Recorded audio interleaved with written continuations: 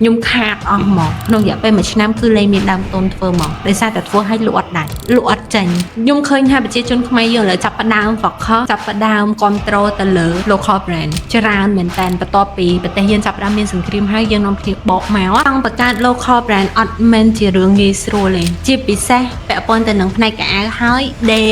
អីនៅក្នុងស្រុកខ្មែរទៀតកាន់តែអត់ងាយស្រួលហ្មង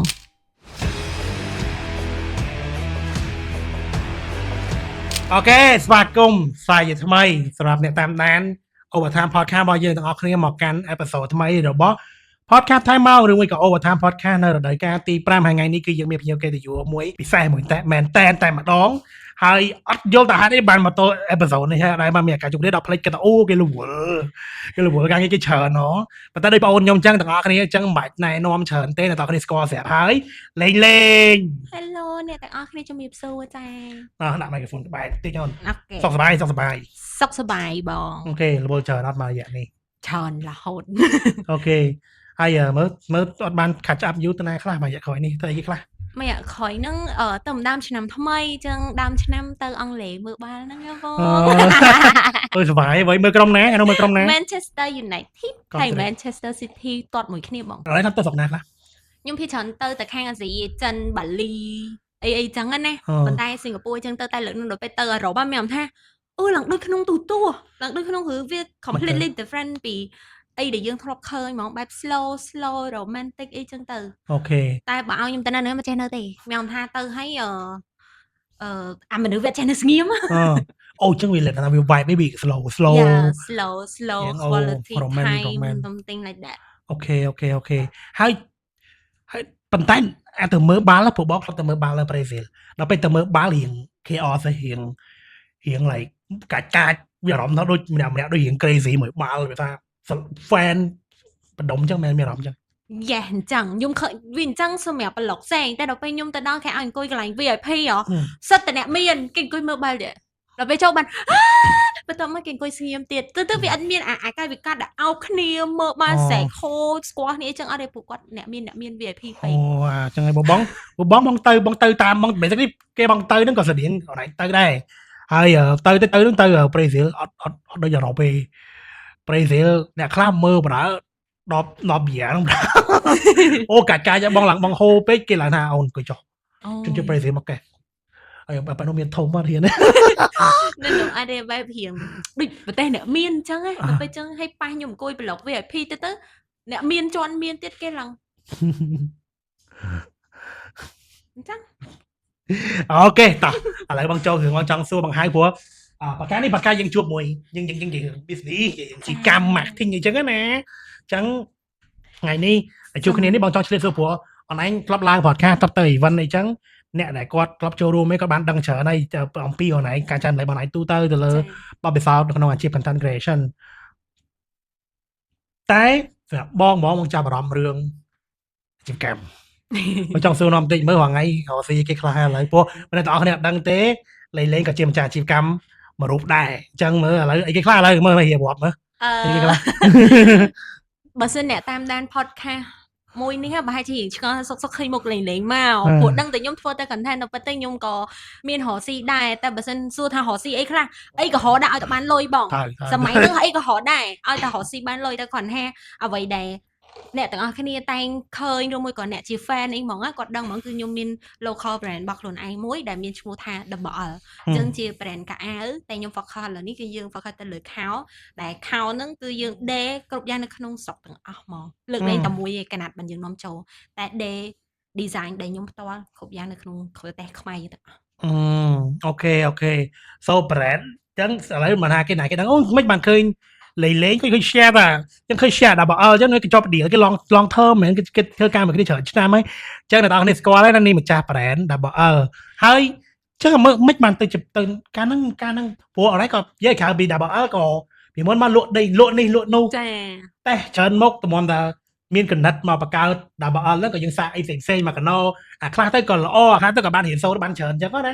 ចឹងមើលហើយមិនបានទៅកកើតទៅនឹកឃើញបង្កើតlocal brand សេរីបំពាក់មនុស្សស្រីហ្នឹងមក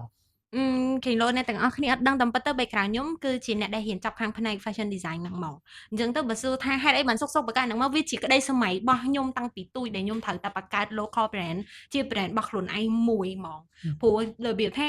ពីមុនមកគេអត់គ្រប់គ្រង local brand នេះអញ្ចឹងចង់បង្កើតវាពិបាកហើយដល់ពេលយើងជា self fashion ទៀតយើងចង់បានអានឹងជារបស់យើងហើយយើងមើលឃើញតែនៅខាងស្រុកក្រៅគឺគេមាន brand របស់គេមានអីរបស់គេចឹងទៅយើងចង់ឲ្យរបៀបថាយើងចង់ឲ្យដើរតាមផ្លូវមានឃើញគេពាក់ខោរបស់យើងពាក់ brand របស់យើងអញ្ចឹងណាហើយសួរដាក់នេះសំលើកតែនេះគេយើងប្រយ័ត្នគេដៃលេងដៃខ្ញុំកាត់តែតតអីមិនឲ្យកាត់ទេនិយាយឲ្យកាត់ទេអានេះកាត់ចេញដាក់ចូលហ្មងផតខាងនេះគេផឹកតែនិយាយផឹកតែចាតែអញ្ចឹងណានិយាយធាចឹងបើអមវិញសួរថាហេតុអីបានខ្ញុំបង្កើត brand នឹងឡើងវាជាក្តីសម័យរបស់ខ្ញុំតាំងពីទូចអូខេព្រោះខ្ញុំស្រឡាញ់ខាងផ្នែកកៅអៅខាងផ្នែកតែងខ្លួនធ្វើមិនឲ្យមនុស្សស្រីស្អាតខ្ញុំស្រឡាញ់ផ្នែកហ្នឹងហ្មងកាលនោះណា fashion design ណានៅសាលាលីមកុកវិញអូខេចឹងអាឡុំណៃលីមកុកវិញមកគេដែរតាមែនតាព្រោះបងចាំធ្វើឲ្យដល់ពេលនិយាយចឹងអនឯងចេញធ្វើ content ដំបូងក៏ប៉ិត content ដំបូងមកអត់មែនចេញមកភ្លាមនិយាយរឿង content រឿងថតរូបថតអីដំបូងឯងនិយាយរឿងកៅអៅមុនត្រូវជាពិសេសការខ្ញុំចេញមកដំបូងខ្ញុំអត់តន់ធ្វើនៅក្នុង TikTok ឯណាបងសាហ្នឹងឯងជាមនុស្សដែលខ្ញុំ reach out ទៅគាត់ហើយខ្ញុំផ្ញើវីដេអូខ្ញុំឲ្យមើលថាបងខ្ញុំត្រឡប់ធ្វើតែវីដេអូ Facebook អីវែងចឹងមិនឲ្យ advice ខ្ញុំតិចមើលគួរធ្វើមិនបាត់វីដេអូនឹងខ្លីៗឲ្យគេមើលច្រើននេះខ្ញុំថាសួរគាត់ហ្មងណាបាញ់ចាំអត់គេហ្នឹងឯងទិញឡងថាប៉ុន្តែដល់ទិញគឺពួកយើងស្គាល់គ្នាមុនហ្នឹងទៅហ៎ពួកយើងជួបគ្នានៅក្រៅទៅ event ទៅអីបានស្គាល់នេះតាមហ្នឹងទេដល់ពេលឃើញគ្នានៅវីដេអូនៅលើ online ទៅបានចាប់តាម add friend follow គ្នាតែពួកយើងស្គាល់គ្នាទៅ I think ជួបដើរពួកយើងដើរទៅ event ទៅអីខាងអ្នកសៀមរាបដូចគ្នាទៅវាអត់ទេបងដឹងអត់ឯងសៀមរាបតាមក្រោយមែនតែខ្ញុំដឹងតែបងឯងអ្នកសៀមរាបហ្មងតាំងពីស្គាល់មកឯងហ្នឹងមកបងចាំតែ I think យើងជួបគ្នាដំបូងពេលយើងទៅ event ពេលហ្នឹងបង volunteer អញ្ចឹងទៅអនឯង artist នៅ I think you guys មកជួយ support ការងារ artist មិនទេកាលហ្នឹងអនឯងមិនទេ event នៅដូច បងមិន CK តែ CK បងខ្ញុំធ្វើ MC តែដឹងគាត់ maybe ព្រោះអនឯងមកអនឯងក៏បងឯងថតរូបជុំមួយជំនាញអ្នកខាង artist ដែរហើយ I think យើងជួបគ្នាពេលហ្នឹងយើងខាច់ចាប់និយាយមួយគ្នាទេតាធ្លាប់និយាយមួយគ្នាទេតាអញ្ចឹងបានយើងស្គាល់ខ្ញុំអត់ចាំទេដឹងតែថាស្គាល់មុនហ្នឹងហើយបាទខ្ញុំមាន friend មួយបងហើយពេលដែលខ្ញុំចាប់ផ្ដើមធ្វើវីដេអូហើយខ្ញុំចូលទៅក្នុង TikTok ខ្ញុំឆាតសួរ advice ពីបងមកអូខេយ៉ាហ្នឹងហើយក៏យ៉ាឥឡូវគេមិនហាងឥឡូវស្គាល់គ្នាតាំងពីណាពីណីដល់ឥឡូវស្គាល់គ្នាតាំងនៅចំក់គ្នាឥឡូវការពុនមួយបាត់ការទៅបងសែលខ្ញុំអត់ប្តីហោដល់គេនិយាយថៃខ្ញុំមិនទៅធ្វើដល់អញ្ចឹងមករួមមកព្រោះណៃធ្លាប់មានច្រើនជ្រុងណាថ្ងៃហ្នឹង free flow ទៀតណាព្រោះណៃ content creator ផង content creator ហ្នឹងគឺឃើញផលរហូតដែរអត់មានស្បើយទេការងារក៏ឃើញរហូតដែរការងារតាំងនៅលើ page ខ្លួនឯងការងារ appearance ខាងក្រៅមកកណោហើយ business ហ្នឹងក៏មានលក់ដូរមានអីហ្នឹងក៏ឲ្យធ្វើ brand ហ្នឹងទៀតអញ្ចឹងបងចង់សួរថា challenge អត់នៅក្នុងការផលិត brand local brand ខ្លួនឯងមួយនឹង challenge អត់ challenge អីគេខ្លះចង់បង្កើត local brand អត់មែនជារឿងងាយស្រួលទេជាពិសេសពាក់ព័ន្ធទៅនឹងផ្នែកកៅអៅហើយដែលអីនៅក្នុងស្រុកខ្មែរទៀតកាន់តែអត់ងាយស្រួលហ្មងចឹងមកសួរថា challenge អត់មាន challenge ជាច្រើនព្រោះមុននឹងខ្ញុំបង្កើត double ហ្នឹងមកបែបណាខ្ញុំសឹងថាខ្ញុំ fail 3-4 ដងហើយតែដោយសារតែពីដើមមកយើង fail ដោយសារតែយើងអត់ទាន់មាន budget អីគ្រប់គ្រាន់មានជាកញ្ចប់លុយទេយើងធ្វើតិចចឹងណាប៉ុន្តែវានៅតែអត់អាចទៅមុខបានទេរហូតដល់រយៈពេលឡើង 2-3 ឆ្នាំតរំតែខ្ញុំអាចបង្កើតអាហ្នឹងមកបានណាបងចឹង challenge ខ្លាំងមែនតើជាពិសេសទាំងគ្រប់មុខបើសួរទៅគ្រប់មុខបងព្រោះយើងមិនមែនគ្រាន់តែជាឧទាហរណ៍ថាយើងមិនមែនគ្រាន់តែយកអាវពីគេមកដូរផ្លាកលក់អីណាគឺយើងត្រូវ design ត្រូវដេរត្រូវកាត់ត្រូវផលិតគ្រប់យ៉ាងគឺខ្លួនឯងនៅក្នុងស្រុកទាំងអស់ហ្មងមែនតែការហ្នឹងបើយករបស់គេបើស្វាយម៉ាក់ពីលើលក់ស្រួលបាត់គួរណាតែយកអាវគេយកខោគេយកមកដាក់មិនគួរណាដល់ពេលបង្កើតខ្លួនឯងឲ្យលងខ្លួនបណ្ដោយឥឡូវជាប់ឈ្មោះហើយនេះឥឡូវបកខ្លួនឯងកើតទេណាត្រូវគាត់ចុះរងថ្ងៃ design ខ្លួនឯងចូលរួមមួយ process design ខ្លួនឯងដែរចាការ design ព្រោះដោយសារខ្ញុំរៀនខាងផ្នែកហ្នឹងអញ្ចឹងខ្ញុំចេះទាំងអស់អញ្ចឹងមិនព្រោះដោយសារបើសិនជាយើងអត់រៀនខាងហ្នឹងទេឧទាហរណ៍ថាយើងគ្រាន់តែគូសយើងគូសយើងអត់ដឹងថាហ្នឹងផលិតបានអត់ទេដេរបានអត់ទេប៉ុន្តែសម្រាប់ខ្ញុំនៅពេលដែលខ្ញុំគូសអីមួយចឹងខ្ញុំប្រសេសទៅអស់ហើយរបៀបយើងសម័យឲ្យហើយថាតែគេអាចផលិតអីយើងបានអត់ជាងអាចធ្វើយើងបានអត់ពុំនឹងអាចគូសចេញបានអត់អាហ្នឹងគឺអញ្ចឹងមកតែបើសិនជាសួរខ្ញុំថា ស្ដាយក្រោយអត់មិនគុំព្រមយកអាយគេមកវាយខ្លាក់ទៅវាមិនអាចអាហ្នឹងជា local brand ដូចគ្នាខ្ញុំមកស្ដាយក្រោយទេព្រោះដោយសារតែអាហ្នឹងគឺខ្ញុំដាក់ទាំងចិត្តទាំងបេះដូងគ្រប់យ៉ាងចូលទៅក្នុងហ្នឹងហ្មងហើយហ៊ានធានាថាការដែលទិញខោបោះកន្លែងផ្សេងឬមួយក៏ពីក្រៅស្រុកយកមកស្លៀកជាមួយនឹងខោរបស់ខ្ញុំគឺខុសគ្នាស្រឡះហ្មងព្រោះយើងមានចំណុចពិសេសច្រើននៅក្នុងហ្នឹងអនឯងមើលឃើញការគ្រប់គ្រងព្រោះបងស្គាល់យើងស្គាល់តាំងពីជំនាន់យើងបងតាមតាំងពីជំនាន់ណៃធ្វើដំបូងចាមកដល់ឥឡូវអរ៉ៃ19 I think ពេលហ្នឹងអរ៉ៃមើលឃើញភាពខុសគ្នាអំពីសទុះនៅក្នុងការគ្រប់គ្រងពីជនជាតិខ្មែរពីប្រជាពលរដ្ឋខ្មែរយើងទៅលើ local brand like របស់ឯក្រែក្នុងស្រុកអរ៉ៃមើលឃើញភាពខុសគ្នាពីមុនមើលឥឡូវខ្ញុំឃើញថាប្រជាជនខ្មែរយើងឥឡូវចាប់ផ្ដើម focus ចាប់ផ្ដើមគ្រប់គ្រងទៅលើ local brand ច្រើនមែនតើបន្ទាប់ពីប្រទេសយើងចាប់ផ្ដើមមានសង្គ្រាមហើយយើងនាំគ្នាបកមកប៉ុន្តែបើសិនជានិយាយឲ្យស្មោះត្រង់កាលពីមុនមកហ្មងគឺពិបាកខ្លាំងមែនតើព្រោះគ្រប់ពេលយើងគេតែងតែ compare ហើយគាត់ថាអូខេបើសិនជាទិញតម្លៃនៅក្នុង local ក្នុងតម្លៃប៉ុណ្ណេះរៀងថ្លៃដែរគេយកទៅទិញ brand ខាងនោះឲ្យល្អជាងរបៀបគេអត់សើទុកចិត្តវាថាអូខេប្រកាសជារបស់ប្រទេសជិតខាងល្អជាងហើយអញ្ចឹងគេនឹង compare ហើយគេនឹងអាចអត់ចំណាយលុយទៅលើហ្នឹងហើយបើសិនជាវាថាទៅលើព្រោះឥឡូវហ្នឹង local brand យើងមានច្រើនណាស់ណាមិនមែនតែវិស័យម្ហូបរបស់ញ៉ាំ make up អីទេកៅអៅអីទេវាច្រើនមែនតើតែបើសិនជាសួរថាពីដើមមកខាងវិស័យផ្សេងៗដូចវារៀងទៅមុខប៉ុន្តែបើកៅអៅមួយគឺតឹងខ្លាំងបំផុតហ្មងព្រោះកៅអៅធម្មតាយើងទិញស្រាប់វាធូរតែដល់ពេលយើងទិញអាផលិតនៅក្នុងស្រុកវាថ្លៃហើយវាពិបាកអញ្ចឹងចង់គេត្រូវតែ compare ចង់គេត្រូវតែគិតសិនតោះតែគេបានសាកតែខ្ញុំឃើញថាអ្នកដែលគ្រប់ត្រូលជាមួយនឹង brand របស់ខ្ញុំខ្ញុំឆ្លាញ់ថងថាគាត់ទិញតែម្ដងឯងហើយគាត់ទិញមករហូតជាប់មួយអញ្ចឹងខ្ញុំអត់បាក់លើវាអញ្ចឹងគឺមក return មកអូតូហ្មងប៉ុន្តែគាត់ថាតែយើងធ្វើមិនដើម្បីឲ្យគេមកទិញយើងអាដំបូងហ្នឹងអាហ្នឹងពិបាកតែយ៉ាងហោចណាស់ខ្ញុំសប្បាយចិត្តព្រោះឥឡូវនេះមានអ្នក control local brand ច្រើនវាអាហ្នឹងជាប៉ិតមួយខ្ញុំទៅតតអ្នកចាប់អ្នកដែលមានបទពិសោធន៍បង្កើតរបស់មួយខ្លួនឯងហើយ start តាំងពីអត់មានអ្នកគេ control ទៅដើរប្រាប់គេម្ដងមើលរហូតដល់ចំណុចមួយថាអូឥឡូវយើងវាមិនទាន់ធ្វើអ្នកមានណាវាមិនទាន់ជិះឡាំបូទេណាមិនទាន់សេរីជិះឡាំបូប៉ុន្តែឥឡូវរស់ហើយយើងបានអីក៏យើងបានបើយើងដើរទៅមុខហើយយើងចង់រកស៊ីយើងមានលក់យើងមានចំណាយយើងមានលក់ហើយយើងបានចំណូលមកដើម្បីឲ្យយើងអាចទប់ទៅផលិតផលខែក្រោយទៀតហើយយើងទៅមុខហើយអញ្ចឹងវាទៅជាមុខរបរមួយហើយវាមិនមែនតែកាច់ចំណេញកប់ក្តៅទេប៉ុន្តែខែនេះយើងមានចំណូលគ្រប់គ្រាន់ដើម្បីយើងអាចផលិតផលថ្មីទៅមកលក់ខែក្រោយវិញអាហ្នឹងពីចុងអាជីវកម្មយើងដើរដល់ចំណុចមួយហើយអញ្ចឹងទៅមុខទៀតមានហ្នឹងហើយយើងទៅមុខទៀតស៊ីសងទៅលើយើងហើយយើងក្រាក់ធាវប៉ុណ្ណាណយើងរយប៉ុណ្ណាឥឡូវមកសួរក្រៅផែនការតិចចុះព្រោះយើងក៏បានក្រងថាយើងជជែកគ្នាពី3ជ្រុងដែរប៉ុន្តែបងចាប់អាណឹកឃើញក៏បងសួរថាអរមានមានបទពិសោធន៍អីគេដែរតែជូរចាប់ជាងគេក្នុងការបង្កើតរបស់អលនេះតាំងពីចាប់ដើមដល់ឥឡូវមកមានកាលខ្ញុំចេញជាមួយនឹង local brand របស់អលឆ្នាំទី1ខ្ញុំខាតអស់ហ្មងក្នុងរយៈពេល1ឆ្នាំគឺលែងមានដើមទុនធ្វើហ្មងដោយសារតែធ្វើឲ្យលក់អត់ដាច់លក់អត់ចេញអញ្ចឹងសឹងថាយើងបិទទ្វីហីនិយាយចាព្រោះយើងអត់មានអ្នកគ្រប់គ្រងឲ្យវាពិបាកទាំងជាងទាំងអីកោយើងខ្លាំងដេអត់ដូចចិត្តយើងអញ្ចឹងណាប៉ុន្តែពេលហ្នឹងស្រាប់តែសុកក៏ខ្ញុំនឹកឃើញថាអូខេដោយសារតែខ្ញុំក៏មានជាមួយនឹងហាងកៅអៅខ្ញុំមួយទៀតដែរអញ្ចឹងណា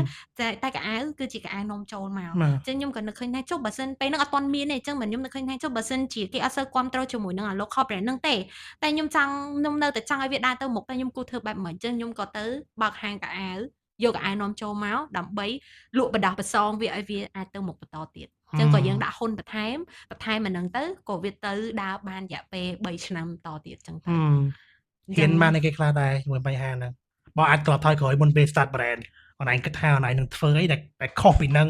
ឬមួយក៏ដើរជ្រុងអីមិនដើម្បីឲ្យសឹងថាជាបញ្ហាហ្នឹងកន្លែងហ្នឹងប្រហែលជាយើងរបៀបថាប្រហែលជាអាហ្នឹងខ្ញុំមិនដឹងនិយាយខុសនិយាយត្រូវទេសម្រាប់ខ្ញុំគិតថាប្រហែលជាយើងអាចបន្ថយការជឿជាក់លើខ្លួនឯងខ្លះព្រោះពេលហ្នឹងខ្ញុំជឿជាក់លើខ្លួនឯងហ្មងខ្ញុំថា នៅក្នុងស្រុកខ្មែរអត់ទាន់មានទេ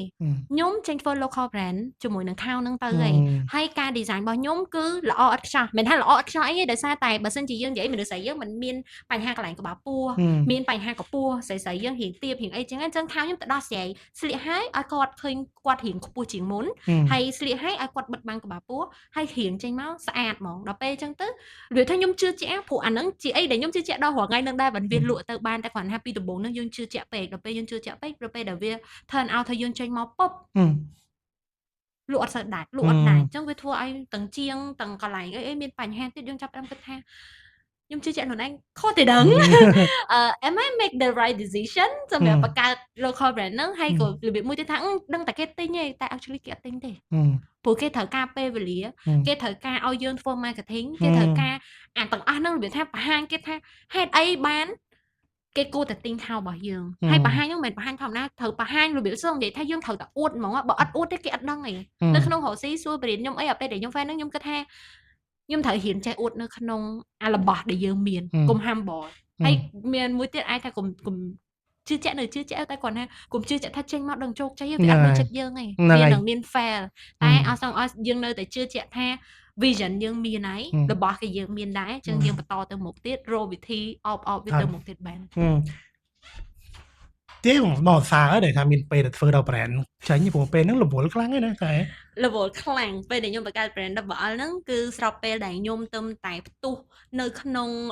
ប្រព័ន្ធ social media ហ្នឹងដែលពីមុនអត់ដែលស្គាល់អីគេហៅ content creator អីទេជំនាន់ហ្នឹងដឹងតែអ្នកធ្វើវីដេអូគេហៅ influencer អញ្ចឹងណាអញ្ចឹងកាលហ្នឹងគឺផ្ទុះបានរយៈពេលកន្លះឆ្នាំខ្ញុំក៏មានបង្កើតជាមួយនឹង WL ហ្នឹងឡើងតែគ្រាន់តែអាមុនហ្នឹងបង្កើត 3-4 ហើយតែវាដួលគាត់ថាបង្កើតអានេះយើងមានលុយតុបវាដល់ពេលវាយើងដកដង្ហើមព្រោះបានអញ្ចឹងចង់ថាកុំឃើញអូលេងឥឡូវធ្វើ influencer ផ្ទុះភឹងអូចេញ brand ដល់លក់ដាច់ចឹងហ្មងអូខេទេខ្លាចថាមិនគ្រប់យ៉ាងសិតទៅ honeymoon ចឹងណាអត់ទេដល់ឥឡូវបានជួបផ្ទាល់ងាប់ហើយតម្រាំមកបានមួយហ្នឹងដឹងដួលមិនមែនហើយទេហើយមិនដឹងជាខាតពេលវេលាកម្លាំងចិត្តអាទឹកចិត្តដែលមិញនិយាយថា expectation ហ្នឹងរំពឹងនៅវានឹងជោគជ័យហ្នឹងហើយវាអត់ជោគជ័យមិនដឹងប្រហែលដងហើយមកធ្វើ WL ហ្នឹងអាចដំបូងហើយក៏វាអញ្ចឹងទៀតចុះលុយខាតមែនចឹងណាតម្រាំដល់ចំណុចនេះមិនមែនខាតតិចទេអត់ខាតតិចទេពេលវេលាកម្លាំងកាយកម្លាំងចិត្តហើយមួយបង្កើត brand មួយកុំនិយាយជួលគេដេកក៏ហត់ដែរណាតែស្នាងដែរពេលហ្នឹងដោយសារតែ WL ខ្ញុំមិនបង្កើតតែឯងទេខ្ញុំជាគោលគំនិតមែនប៉ុន្តែខ្ញុំមានគ្នាខ្ញុំពី3នាក់ទៀតដែលរបៀបថាគាត់ជួយខាងផ្នែកអីផ្សេងដល់ពេលអញ្ចឹងបើពេលហ្នឹង shout out ទៅពួកគាត់មកបើសិនជាពួកគាត់មិនមែននៅពីក្រោយខ្ញុំមិនមែននៅមើលថែអាផ្សេងហ្នឹងទេគឺ fail តាំងពីឆ្នាំទី1ហ្នឹងឯង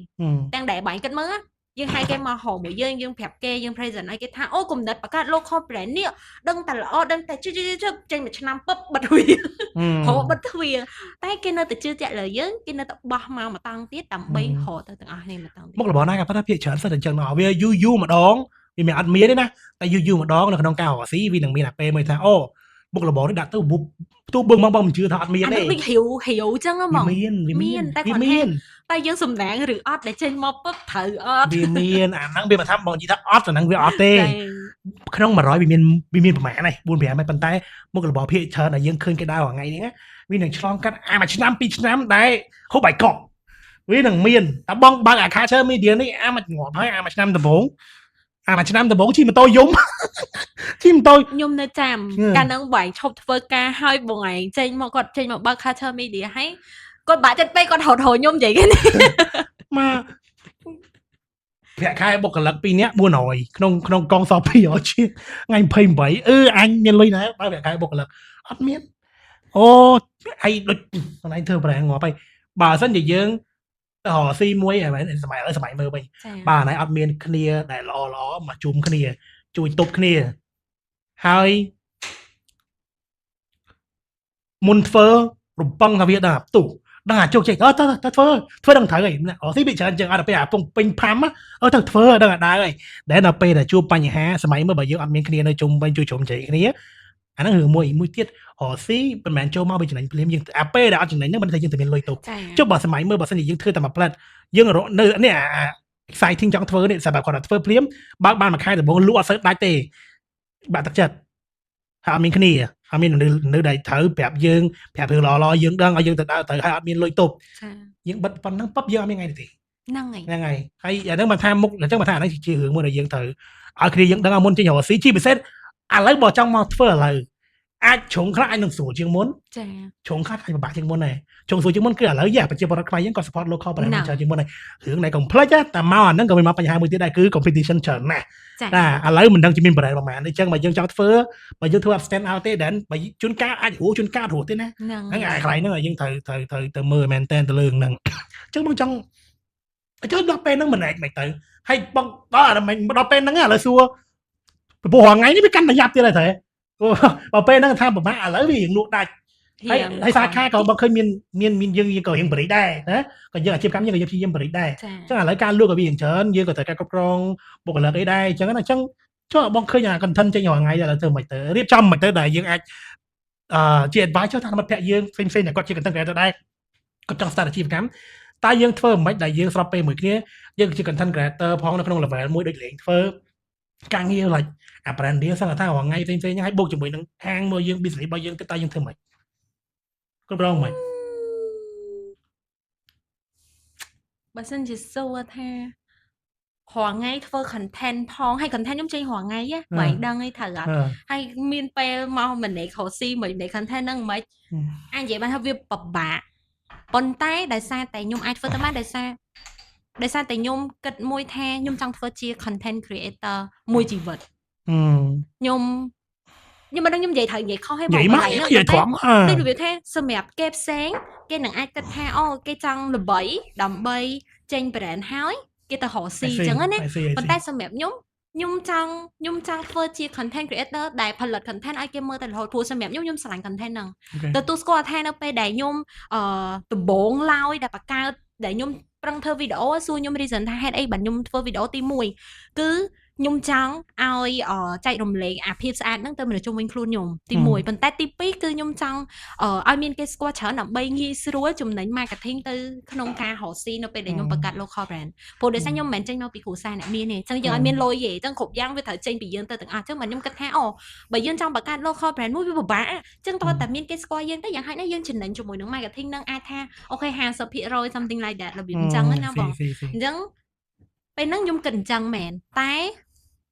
ស្រាប់តែដល់ពេលខ្ញុំចាប់ផ្ដើមនៅក្នុងវិស័យហ្នឹងរយៈពេល 4-5 ឆ្នាំហើយពីខ្ញុំផ្ទាល់ខ្ញុំស្រឡាញ់វិស័យ content creator ហ្នឹងមកខ្ញុំនៅតែនិយាយថាខ្ញុំចង់ធ្វើ content creator ពេញមួយជីវិតមិនថាដល់ពេលខ្ញុំមានប្តីមានកូនចាស់ទៅខ្ញុំជឿថាខ្ញុំនៅតែអាចចែករំលែកនៅអ្វីដែលខ្ញុំដឹងទៅកាន់ពួកគាត់បានអញ្ចឹងទៅបានធ្វើឲ្យខ្ញុំ priority ទី1ទៅលើ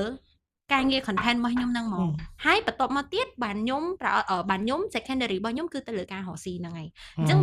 បើនេះព្រោះខ្ញុំរកស៊ីខ្ញុំមិនមែនរកស៊ីតែឯងណាខ្ញុំនៅមានបុគ្គលិកខ្ញុំបើនិយាយសួរសប្តិដូចថាខ្ញុំមានលុយហីខ្ញុំមានលុយម្ដុំនេះខ្ញុំទៅជួល CEO ឲ្យរ៉ាន់អាទាំងអស់ហ្នឹងទៅនិយាយដល់ CEO មិនថាការងាររកស៊ីធំដុំអីគ្រាន់យើងឧទាហរណ៍ឲ្យស្រួលយល់យើងមានហាងគឺយើងហាងមួយគេមាន manager គេហើយអាណាលក់ឆ្លៀតធ្វើវីដេអូផងទៅកាន់ហាងផងទៅអង្គុយគិតលុយផងបងចេញមើលគិតលុយមួយផងឲ្យមានពេលណាតែបើសិនសួរទៅចេះថាចូលឥឡូវនេះ WL បើថាខ្ញុំបើកលក់អីផ្សេងទៀតយើងអត់ត្រូវការ design ទេប៉ុន្តែ WL ខ្ញុំត្រូវការមើល process ទាំងមូលតែខ្ញុំធ្វើមិនខ្ញុំមិនណេកពេលវេលាខ្លួនឯងហ្មងដូចខ្ញុំដឹងថាខ្ញុំព្យាយាមចេញ content រាល់ថ្ងៃព្រោះខ្ញុំដឹងថាមានអ្នកចូលចិត្តមើលខ្ញុំច្រើនណាស់ហើយខ្ញុំក៏ចូលចិត្តមើលខ្លួនឯងដែររបៀបអញ្ចឹងខ្ញុំប្រហែលថាអូខេនៅក្នុងខែនេះខ្ញុំត្រូវចេញ brand ហ្នឹងខ្ញុំត្រូវចេញ mode ថ្មីហ្នឹងអញ្ចឹងទៅអញ្ចឹងខ្ញុំនឹងបិទខ្លួនឯងរយៈពេល1អាទិត្យទៅ10ថ្ងៃដើម្បីធ្វើការ design តែមុននឹងខ្ញុំធ្វើការ design ហ្នឹងគឺខ្ញុំរៀប content 10 content ហើយសម្រាប់ការផុស along the way ហ្នឹងអញ្ចឹងអាពេលវេលាអា discipline អា managing time ហ្នឹងគឺខ្ញុំរៀបចំបានរបៀបថាសម្រាប់ខ្ញុំគាត់ថាខ្ញុំរៀបចំបានល្អខ្លាំងព្រោះខ្ញុំដឹងថាអីជា priority របស់យើងសំខាន់ខ្ញុំអត់ភ័ន្តច្រឡំខ្លួនឯងកន្លែងហ្នឹងហ្នឹងហើយព្រោះបើយើងមើលទៅបើមើលទៅព្រោះគ្រប់យ៉ាងអនឡាញមាន team ចាអនឡាញផ្លេចសម្បីតាការ managing របស់ខ្ញុំហ្នឹង shout out to my manager team គឺមានពួកគាត់ដែលរៀបចំទៅលើផ្នែកហ្នឹងអញ្ចឹងការ deal មួយ sponsor everything គឺ manager ខ្ញុំដែលរៀបចំទៅលើហ្នឹងទាំងអស់អញ្ចឹងខ្ញុំគិតទៅលើ creative កាត់វីដេអូដល់ថ្ងៃទៅថត edit ឲ្យគេហើយអញ្ចឹងសល់ខួរក្បាលទាំងប៉ុន្មានគឺខ្ញុំយកទៅលើដាក់ទៅលើការរកស៊ីរបស់ខ្ញុំI see តើហើយបើយើងចង់និយាយបើគិតបងគិតថាបើយើងជា content creator ហើយយើងចង់ដំណើរការអាជីវកម្មយើងដល់ចំណុចមួយដែលថាវាអាច ដំណើរការដែលអត់មានយើងខ្លះមានយើងខ្លះបានក្នុងពេលនោះខ្ញុំគិតថារឿងតែមួយក៏និយាយទៅទីមួយគឺអាប្រព័ន្ធគ្រប់គ្រងនឹងដែលជាប្រព័ន្ធគ្រប់គ្រងវាបូករួមទាំងធីមទាំងច្បាប់ទម្លាប់ការងាររបស់ពួកយើងធនធានដែលយើងប្រើប្រាស់